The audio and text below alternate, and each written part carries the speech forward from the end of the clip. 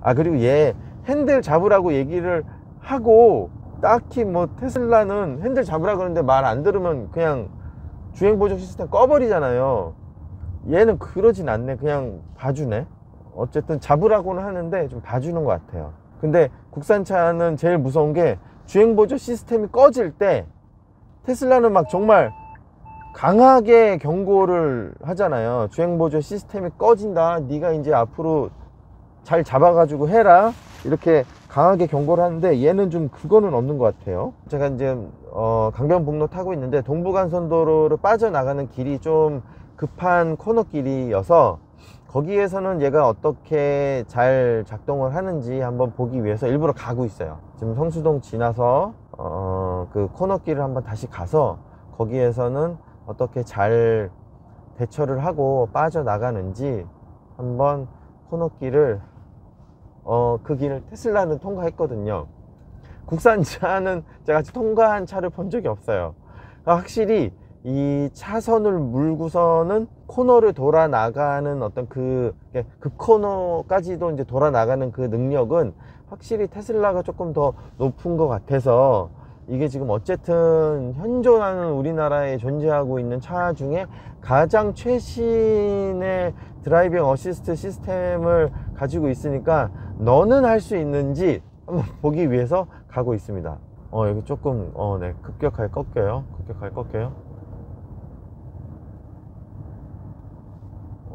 네. 야, 속도 내지 마. 무서워. 잘 돌아 나가요. 아, 네, 여기야. 저 지금 잠깐 놀랬는데, 자, 한 번 더. 속도를 갑자기 얘가 이제 제가 세팅한 속도가 있어서 그런지 속도를 막 내가지고 조금 순간 쫄았어요. 이 놓칠까봐. 이게 또 차 사고 나면 또 인수잖아요. 우리는 또, 핸들 잡으라고 띵동띵동 하네. 너무 오랫동안 안 잡으니까. 이 어떤 이 자동차나 오토바이계에서는 깔면 인수, 이제 사고 나면 인수한다는 개념이 있으니까, 네. 이 차 사고 나면 제가 인수해야 되니까 조심해서 어쨌든 몰긴 하는데, 여기 엄청 급격, 야씨. 에이, 칭찬하고 있었는데. 근데 놔버려. 얘 지금 못 잡아요. 네, 이봐요. 못 잡네. 저 코너를 못 잡네. 제가 아까 이거 껐나봐요. 이걸 꺼서 그런가? 안 껐는데? 이제 다시 한번 해볼게요. 저기 한번 다시 돌아서 저쪽에서 이제 유턴 해가지고 오면서 반대쪽에서 한번 올 때의 느낌은 어떤지 한번 다시 볼 텐데, 여기는 이제 제가 아까 저는 국산차는 저기를 통과하는 거를 본 적이 없어가지고 되게 좀 마음이 아픈 코스이긴 한데, 얘는 통과해 줄 거라고 믿고서는 지금 진입을 했는데, 첫 번째 코너는 잘 돌아 나갔는데 두 번째 코너를 잘 돌아 나가지 못해서 이 조작하는 게 약간 조금 확실히 이게 정말 길이 안 들어서 그런 것 같아요. 조작하거나 이게 작동되고 있다라는 거에 대한 그 인지가 조금 어려운 것 같아요. 그러니까 테슬라는 이 센터 인포테인먼트 시스템에 뭐 이 양쪽에 차선에 줄이 가 있으면은 모든 게 다 작동되고 있는 거고, 줄 사라지고 계기 그 속도계만 표시등이 들어오면은 차간거리만 주행보조 해주는 거고, 약간 그런 그 명확한 시그널이 굉장히 쉽게 돼 있는데, 얘는 차선 그림, 핸들 그림, 차폭 그림, 속도 그림, 이게 너무 계기판에 지금 하고 있는 게 개별적으로 다 그거를 껐다 켰다 할 수 있다 보니까 그게 어떤 게 켜져 있고 꺼져 있고가 약간 좀 헛갈리는 타이밍이 있는 것 같아요. 그래서 지금 제가 좀 전에 좀 어버버되면서 조금 굉장히 중요한 코너였는데 그걸 놓쳤는데, 다시 군자교 쪽에서 유턴 해가지고 오면서 이번에는 잘 얘가 이겨내 주는지 한번 보도록 할게요. 평균 연비는 제가 어쨌든 시내 주행도 했고 자동차 전용도로 고속화도로도 운행을 했는데 지금 리터당 9.4km 찍고 있어요.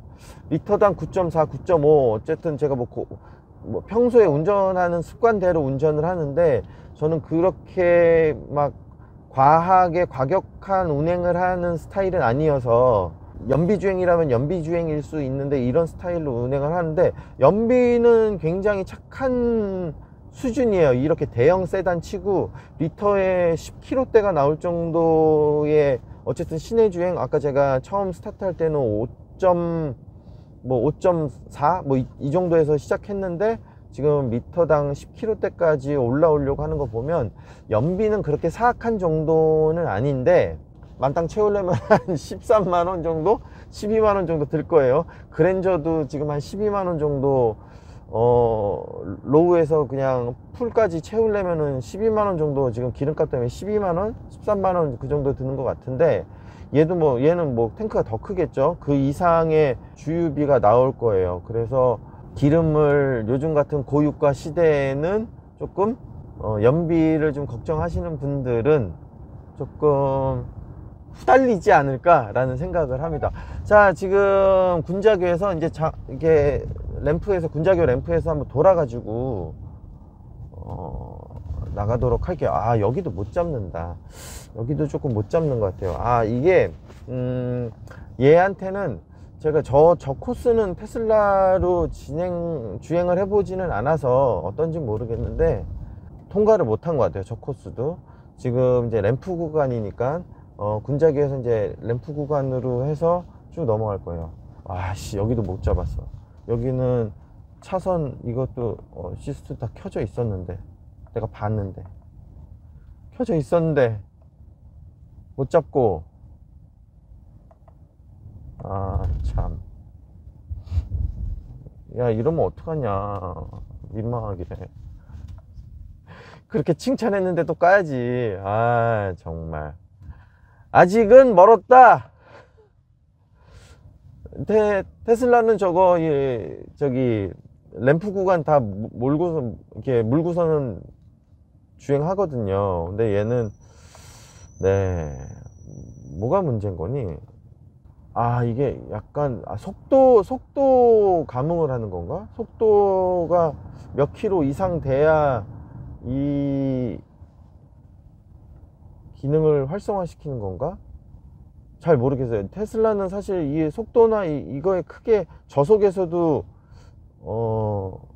주행 보조 장치가 작동을 하는데, 얘는 지금 지가 혼자 꺼지는 타이밍이 있어 가지고, 그러니까 이게 문제가, 꺼지면 꺼진다고 얘기를 해줘야 되는데 얘기를 안 해주니까 운전자 입장에서는 그거는 조금 불안한 것 같아요. 얘가 속도가 50km를 넘어야 되는 것 같아요. 그러면 60km? 60km를 넘어야 되는 건가 보다. 60km가 넘으니까 작동을 하네. 네, 아직은 이게 레벨 3가 이제 올 연말에 출시된다고 하는데, 레벨 3가 됐을 때는 어떨지 모르겠지만, 지금 현재로서는 저한테 약점을 좀 몇 번 보인다. 이거 안 까고 싶었는데 까야 되네요. 네, 그런 점들이 조금 아쉬움으로 좀 자리 잡고 있습니다. 근데 그거 외에는 어쨌든 뭐 주행보조 장치를 운행을 하시는 분들이 사용은 하시겠지만, 요런 정도에 대한 그 인지가 있으면 그냥 뭐 이렇게 쭉 탄력 주행 한다든지, 그냥 고속도로나 이런 곳에서 편안하게 가는 그 길에서만 사용을 하신다라고 하면, 네, 충분히 사용하시는데 문제는 없을 것 같아요. 근데 이제 이렇게 코너길이 나오거나 이렇게 되면, 그때는 핸들 잡으셔서 운행을 하시면 충분히 뭐 문제 없이, 사고 걱정 없이, 사고 위험에 대한 걱정 없이 운행을 하실 수 있지 않을까 생각이 듭니다. 그리고 확실히 저속에서 타이어가 이제 이렇게 뒷타이어가 돌아나가는 그 느낌이 있어서, 확실히 약간 무슨 뱀 꾸불거리면서 이렇게 기어가는 것 같은 그 느낌이 확실히 들어요.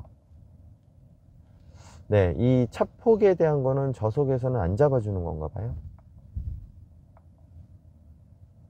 네, 약간 속도가 좀 나고 있어야만 되는 것 같고, 앞뒤 차간 거리만 잡아주고 있어서 그 시스템만 운영을 하시면 될 것 같아요. 확실히 이 앞뒤창 모두 이중 접합 유리를 사용하고 있어 가지고, 네, 뒷유리도 그렇고 이중 접합 유리를 사용하고 있어서 실내 정숙성에 대한 거는 뭐 말해 뭐해 뭐 이 느낌이에요. 네, 실내 정숙성에 대한 거는 확실히 조용하다는 거를 느낄 수가 있고, 노면에서 올라오는 어떤 진동이나 이런 게 아예 상쇄되거나 없게 느껴지진 않아요. 있어요. 노면 소음이라든지, 노면 소음보다는 그냥 그 노면의 구름 진동, 타이어가 이 접지면에서 구르면서 느껴지는 그 진동이 확실히 있고, 핸들을 잡지 않으면 좀 덜한데, 핸들을 잡고 있으면은 확실히 이제 지면과 나하고 직접적으로 연결되는 부분이 핸들밖에 없잖아요. 이 시트는 아무래도 이 시트 자체의 이 폭신한 때문에 그 부분을 많이 상쇄시키는데, 핸들은 그런 게 없이 그냥 꽂혀 있으니까 핸들에서는 확실히 노면 진동이 좀 올라오는 것 같고, 악셀을 전개했을 때 스로틀이 열리면서 느껴지는 그 내연기관 특유의 그 진동도 핸들 타고선 들어와요. 그거는 뭐 사실 굉장히 미세한 정도로 오는 거라, 그것 때문에 뭐 진동이 너무 심하다, 불쾌감을 느낀다, 이런 정도는 아니고, 아, 내연기관 차구나 라는 거를 느낄 수 있는 정도의 느낌이에요. 그리고 차가 워낙에 좀 육중하다 보니까 가속에 따른 터보렉이라고 해야 되나, 등치가 큰 데 비해서 이제 배기량이 좀 낮은 거에서 오는 그 약간의 딜레이, 묵직한 느낌, 그건 있어요. 뭐 경쾌하게 가볍게 움직이려고 이 차를 타는 건 아니니까, 스포츠 모드로 하면은 조금 느낌이 좀 아니에요. 스포츠 모드로 한다고 해도 얘가 워낙에 그냥 기본적으로 떡대가 있어 가지고 등치도 있고, 배기량이 상대적으로 또 어쨌든 자연흡기 배기량이 아니고 터보 배기량이기 때문에, 네, 터보렉이 있어요. 우우 이렇게 와가요. 여러분이 이 영상으로 이게 느껴질지 모르겠지만, 밟는 즉시 왁 하고 나가는 게 아니라, 우우 하고 나가요. 네, 우우 이렇게. 네, 그 점이 있어요. 터보렉은 확실히 있어요.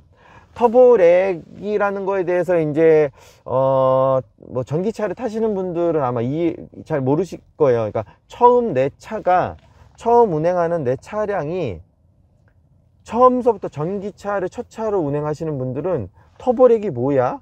이렇게 생각을 하실 수가 있어요. 왜냐면 전기차는 그냥 자체가 그냥 뭐 토크라는 것 자체가 그냥 시작부터 악셀을 전개하면 최대 토크를 그냥 때려버리니까, 그 점에 대한 거를 잘 모르실 건데, 자연흡기 NA 엔진의 차량과 터보 차량의 차이는 흡기에 있어요. 그러니까 뭐 터보라고 해서 무슨 뭐 분노의 질주에 나오는 거 CG처럼 막 뭐가 막 확 해서 막 뭐가 폭발하고 막 이게 아니라, 뭐 대단한 시스템이 있는 게 아니라, 바람개비가 하나가 달렸냐 안 달렸느냐의 차이로 터보냐 아니냐라고 얘기를 해요. 그래서 터보 차저냐, 그것도 또 터보 차저냐 슈퍼 차저냐, 이 두 종류로 나뉘는데, 터보 차저는 배기가스, 그러니까 차가 엔진 옆에 매니폴드가 있어요. 엔진에서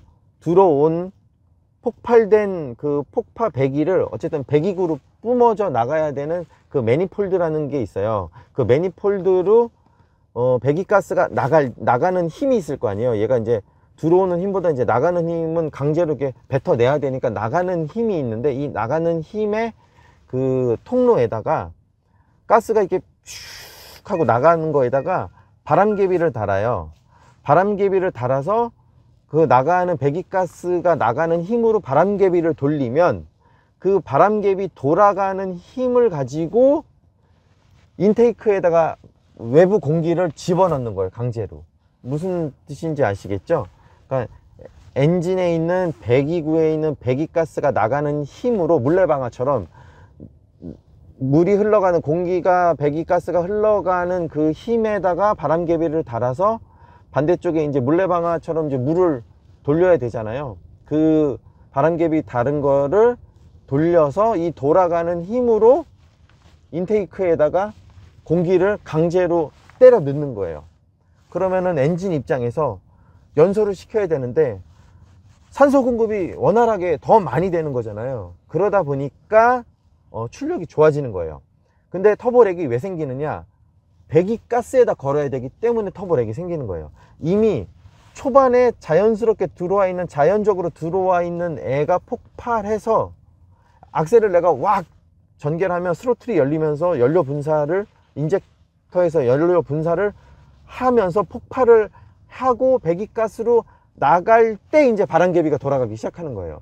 그러니까 첫 번째는 그냥 생으로 폭발시켜서 배기가스가 한번 나가야 되는 거고, 이 생으로 폭발시켜서 배기가스가 나간 다음에 바람개비가 돌아가면 이제 과급이 되는 거예요, 공기가. 그러니까 초반에 내가 악셀을 왁 전개했을 때는 우 하고 나가다가 터보가 걸려서 산소가, 공기가 이제 과급이 되면 그때 왁 하고 이제 폭파돼 가지고 나가는 게 터보 차저예요. 그래서 터보렉, 그 사이에 약간의 딜레이가 있는 걸 터보렉이라고 하는 거고, 그러면 터보 차저하고 슈퍼 차저는 뭐냐? 터보 차저는 그냥 말 그대로 지나가는 공기에다가 물레방아 돌리듯이 그냥 공짜로 바람개비를 돌리는 게 터보인데, 슈퍼 차저는 엔진 회전하는 그 회전축에다가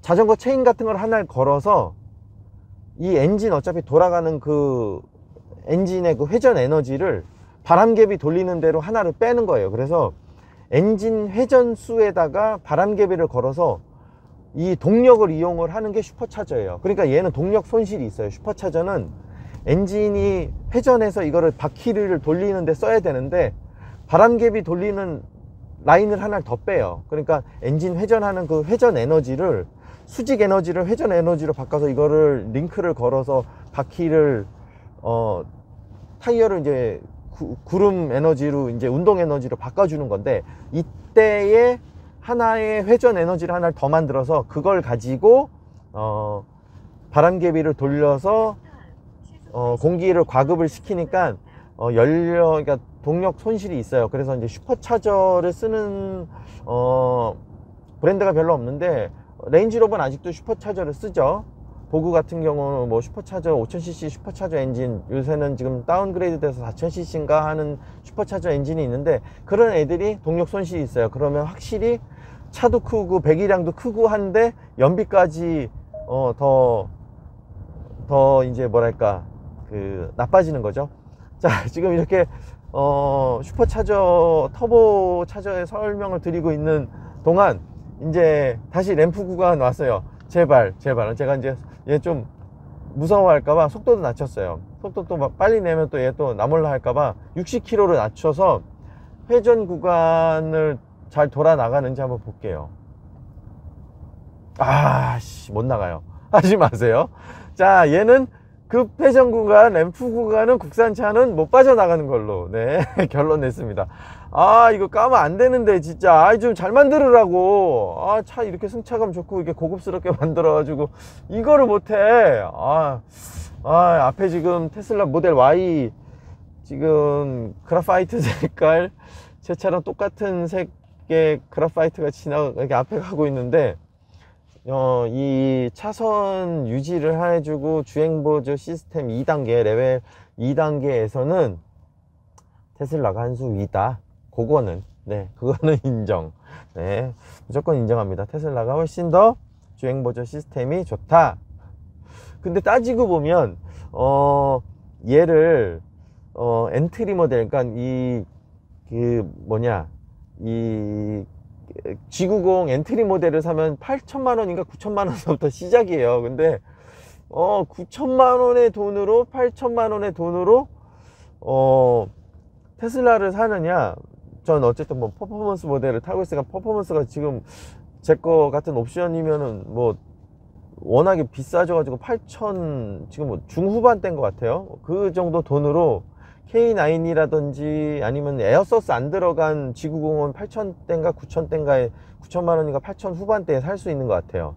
근데 에어서스를 만약에 넣는다 그러면 물론 9천 한 초반대까지는 가겠지만, 그 정도 돈으로 내연기관의 끝판왕을 사느냐 아니면은 테슬라를 사느냐에 만약에 딜레마에 빠진다 그러면 저는 이 기름값에 대한 유류비에 대한 혜택을 요새 조금 테슬라를 통해서 톡톡히 보고 있는 터라 안 살 것 같아요. 네, 저는 안 삽니다. 근데 승차감은 압도한다. 근데 진짜 바람이 있다면 EV9 혹은 아이오닉 7 뭐 이렇게 대형 SUV가 나온다고 하잖아요. 그 대형 SUV가 나올 때, 혹은 제네시스 GV90 같은 모델이 이렇게 좀 대형 SUV로, 그러니까 대형 세단의 플랫폼에다 SUV를 얻는 모델을 조금 제발 좀 만들어 주셨으면 하는 바람이 있어요. 이게 여러분들은 차를 쓰실 때 어떻게 쓰시거나 어떻게 활용하시는지 모르겠지만 7인승 시트라든지 6인승 시트를 선택하시는 분들이 굉장히 많아요. 그러니까 7인승 내연기관 차량 7인승 시트를 선택하는 이유는 하나예요.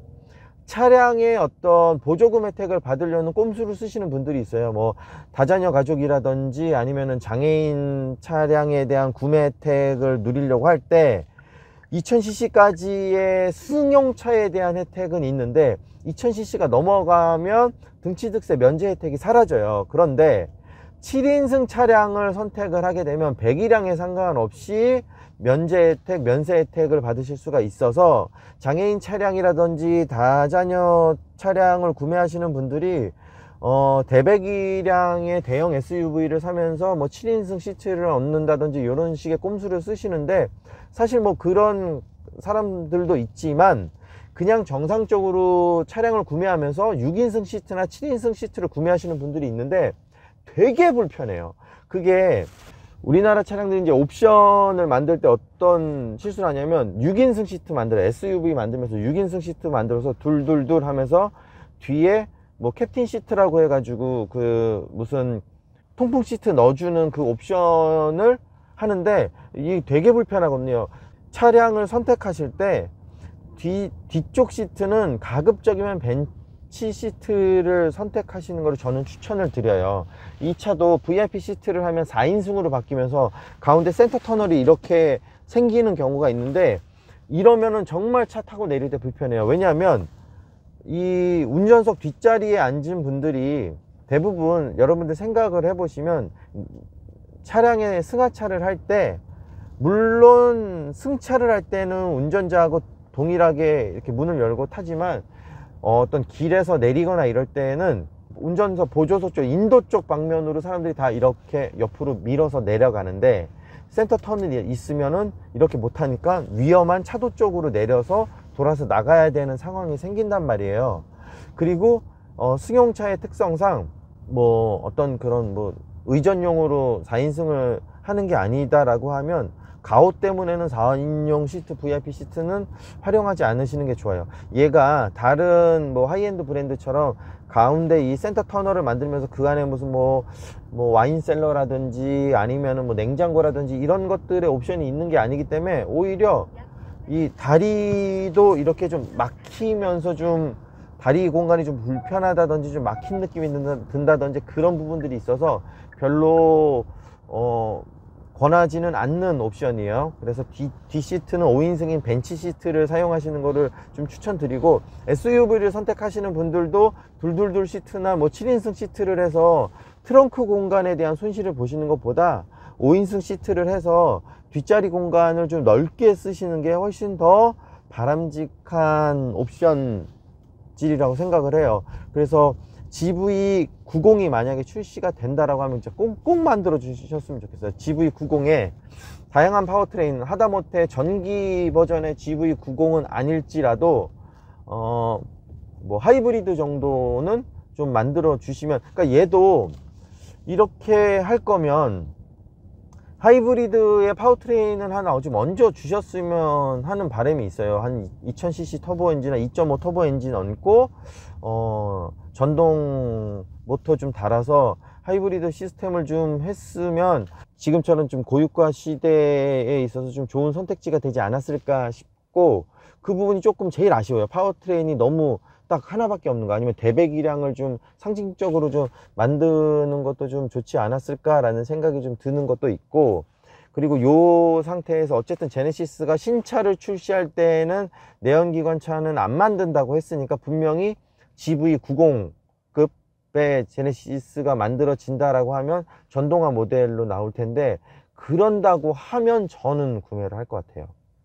EV9도 제발 7인승, 조잡하게 7인승 시트를 만들지 않고 그냥 7인승은 7인승 나름대로 쓸 수 있게끔 하고, 풀사이즈 SUV는 아니잖아요. 럭셔리 SUV로 만들 생각이면 뒷자리를 넓고 편안하게 만들어 놓고 사용을 할 수 있게끔 해야지, 뒷자리를 3열까지 만드는 조잡함을 행하면서 2열 시트 공간에 대한 공간을 잡아먹는 행위는 안 했으면 좋겠어요. 그래서 그냥 레인지로버 보그처럼 2열 시트를 굉장히 넓게 빼서 2열의 거주 공간을 굉장히 크게 해주면, 고급 세단을 타는 것도 좋지만 고급 세단에서 100% 만족하지 못하는 분들이 갈 수 있는 선택지를 좀 마련을 해 주셨으면 좋겠어요. 우리나라에서 GV80이 많이 팔리는 이유는 고급 SUV가 지금 다 사라진 상태에서 베라크루즈급의 어떤 그 당시에 고급 SUV의 시조세죠. 베라크루즈급의 어떤 고급 SUV가 없어진 상태에서 그 뒤를 이어줄 상품성이 있는 차량이 나온 게 GV80이어서 그런 호사를 누리고 있는 거예요. 엄청난 판매량을 갖고 있잖아요. 그 부분에 대한 뒷받침을 좀 해주셨으면 좋겠어요. 그러니까 진짜 그 고급 SUV 만들어서 그 고급 SUV를 가지고 이렇게 2열 거주 공간을 확실하게 좀 넓고 고급스럽게 만들어주는 제품을 좀 만들어 주시면 압도적인 판매량을 가지고 있지 않을까라는 생각을 해봅니다. 자, 오늘 거의 지금 1시간 가까이 시승을 해 봤고요. 다시 한번 느끼는 거지만 차량은 진짜 잘 만든 것 같아요. 너무 잘 만들고, 이 어떤 소재의 고급감이라든지 이런 거는 무엇 하나 아쉬운 점이 없어요. 이 인포테인먼트 시스템의 이 조작구가 아이오닉 5에 달려있는 그 오디오 시스템을 그냥 조금 뻥튀기 해 놓은 것 같다라는 느낌 때문에 좀 저평가되는 것 같은데, 그냥 이 물리 버튼도 있고, 이 터치 버튼도 작동을 하고 해서 사용하는 데는 크게 어려움은 없는 것 같아요. 근데 요 안쪽에 있는 터치 패널은 조금 좀 공부를 조금 해서 어느 정도 좀 인지가 있어야만 좀 사용하기가 쉽지 않을까라는 생각을 하고 있습니다. 자, 이제 거의 목적지에 이제 도착해서 차량을 이제 반납해야 되겠는데, 어쨌든 평균 연비는 9.5 리터예요. 9.5km를 갈 수 있고, 제가 아까 자동차 등록증에 보면은 표시 연비는 8.3인데 우리나라의 연비 시스템은, 연비를 고지하는 시스템은 근데 이 문 닫히는 게 너무 좀 고급감이 없네. 이거는 문은 열리는 거는 이렇게 기아에 걸려서 좀 천천히 내려오는데, 이 문 닫는 느낌은 고급감은 없어요. 컵홀더 있고, 핸드폰 거치대는 여기에 핸드폰 거치대 겸 충전기가 있어서 보기 좋은, 손에 잡기 좋은 위치에 있고요. 창문도 차가 크다 보니까 창문은 손이 닿는 저 먼 위치에 이렇게 있어서 거리감은 조금 그러니까 앞유리에 대한 앞 창문 조작부가 조금 저한테는 조금 먼 것 같아요. 제가 팔이 짧은가 봐요. 뒷자리에 있는 그 선쉐이드도 다 오토로 움직이는 거는 굉장히 좀 큰 매력인 것 같아요. 네. 선쉐이드도 이거 선루프에 있는 선쉐이드도 잘 움직이고요. 자, 유턴 한번 또 다시 한번 해볼게요. 아, 짧아. 야, 유턴 유턴 하면 또 이 차의 매력을 또 다시 한번 느껴요. 유턴 할 때마다, 네, 이거 유턴 할 때마다 조금, 이 차를 사기를 잘했다, 약간 이런 느낌? 그 느낌은 좀 받으실 것 같아요. 에어컨을 여태까지 틀지 않았어요. 에어컨을 제가 계속 스포츠 모드로 다니고 있었는데도 연비가 이렇게 좋았구나. 제가 이거 연비 얘기하다가, 연비가 우리나라는 이거 표시 연비 방식이어서 우리나라에서 연비를 측정하지 않아요. 제조사가 연비를 고시하게끔 돼 있어요. 그래서 공인 연비 이런 표현을 안 쓰죠. 표시 연비라고 해요. 제조사가 표시를 하는 거예요. 저기처럼 1리터에 8.3km를 갑니다 라고 표시를 해놔요. 그렇게 표시를 하고 판매를 해요. 그러다가 국토부에서 뭐 차량이 출시되고 일정 기간이 지나면 해당 차량을 몰래 구매를 해서 실제 테스트를 해봐요. 여러 가지 환경에서 정말 연비가 어느 정도가 나오는지 연비 테스트를 해서 그 연비가 얘네가 표시했던 표시 연비보다 많게 나왔다, 뻥연비다 이러면 벌금하고 과징금을 그냥 때려버려요. 그러다 보니까 제조사는 연비에 대한 측정을 막 한참 하더라도, 연비에 대한 표시를 하더라도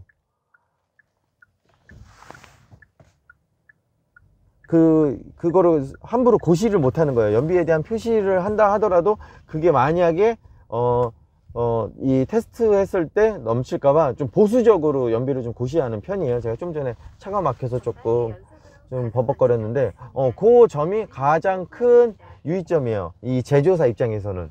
우리가 생각했을 때는 실제 연비는 한 9km 정도, 8.9km 뭐 아니면 9km 정도 나오는데, 이거 뭐 그 연비를 테스트하는 환경에 따라서 편차가 있을 거 아니에요. 그 편차를 좀 보수적으로 고시를 할 수밖에 없어요. 그래서 예전에는 뻥연비라고 해가지고 조금 실질적으로 고시되어 있는 연비보다 고객분들이 운행을 하실 때 느끼는, 차량 오너들이 운행을 할 때의 연비는 좀 상대적으로 좀 적게 나왔는데, 지금은 제조사가 연비를 고시를 하고 표시를 하고 나중에 정부에서 그 연비에 대한 테스트를 검증을 하기 때문에 그 부분에 대한 연비에 대한 표시가 굉장히 보수적이다. 근데 실질적으로 타보면 표시 연비보다 훨씬 더 좋은 연비 성능을 갖고 있는 건 사실이에요. 근데 확실히 이 과속 방지턱을 넘을 때 뒷바퀴가 따라오는 느낌은, 네, 확실히 뒷자리 승차감이 진짜 좋을 것 같아요. 그냥 공간이 하나도 그냥 이렇게 뭔가 이게 진짜 찹쌀떡을 밟아 놓는 느낌이 드는 것 같아요. 이게 막 쭉 이렇게 붙어서 넘어가는 그 느낌이 있어요.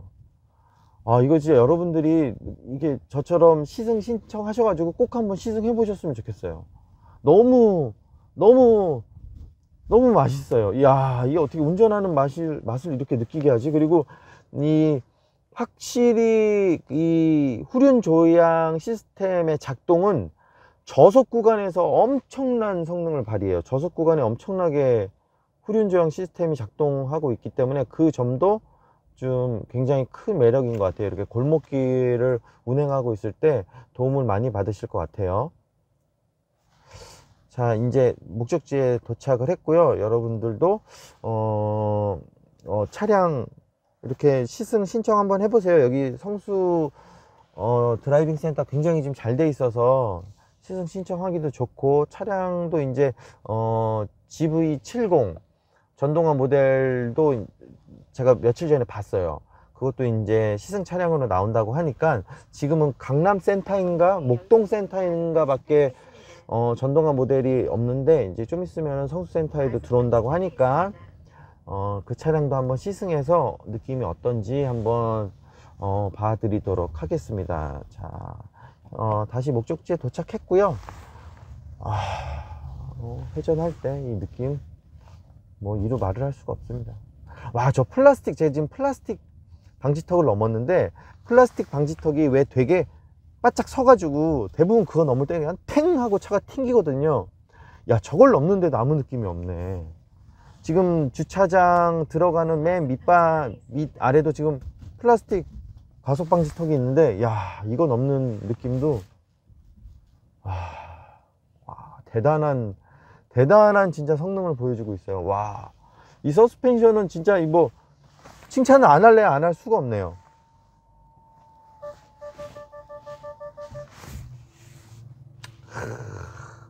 짧게 돌아. 후진할 때 뒷바퀴가 도니까 회전 반경이 너무 짧게 돌아가지고 다시 이렇게 해야 되는데, 야, 이건 좀 어지럽다. 이거 어떻게 해야 돼? 어떻게 해야 돼? 네.